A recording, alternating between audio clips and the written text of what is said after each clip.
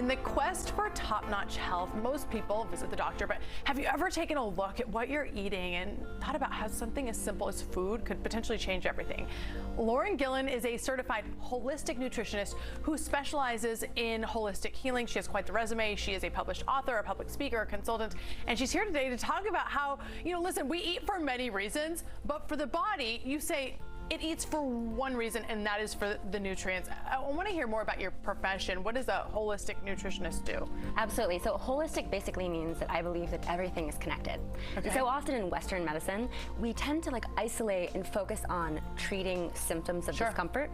And I'm looking at the bigger picture. I want to know how you're hydrated, what you're eating, inflammation, your digestive gut health, what your stress levels are like. Are you drinking coffee? Are you drinking it on an empty stomach? What are your cortisol levels? I'm looking at the bigger picture so that I can really get to the bottom of what's going on. And I think a lot of people really appreciate and are searching for that right now. Are there a few things, like maybe 3 things, that you can tell our audience today that are universal that we should all start doing tomorrow to improve our health? Yeah, absolutely. I think a lot of us get caught up in this, oh my gosh, I need to be healthy and go from 0 to 100. So true. Or it's like all or nothing. And I think what I try to do is start with my patients' morning routines. Okay. So I want them to have a glass of room temperature water in the morning instead of reaching for that coffee straight away or that diet soda or that juice. And that's really going to help really open up the natural detoxification channels. Another thing you can do is add more fresh produce.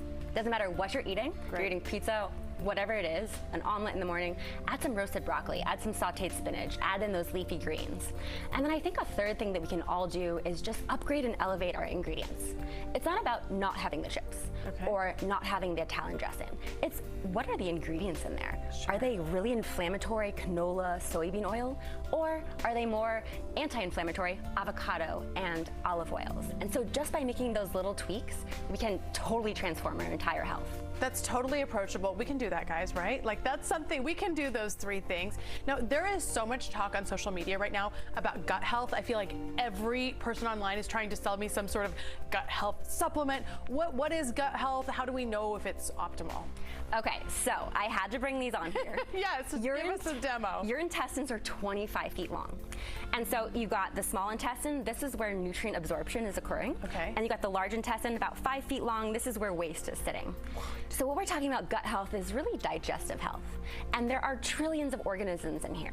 There are some organisms that crave vegetables, and those are the guys that boost your immune system. There are some organisms that crave sugar.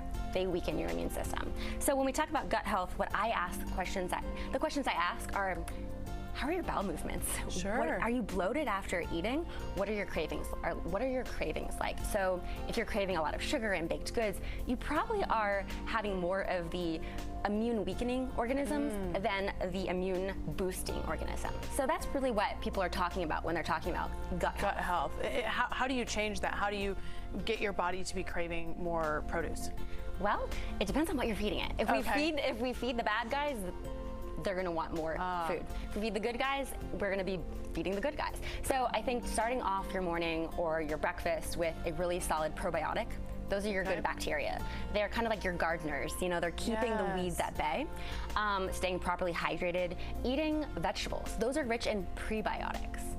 I also love colostrum. Colostrum is very beneficial to humans. I only know colostrum is like what I gave my baby. How do we as adults get colostrum?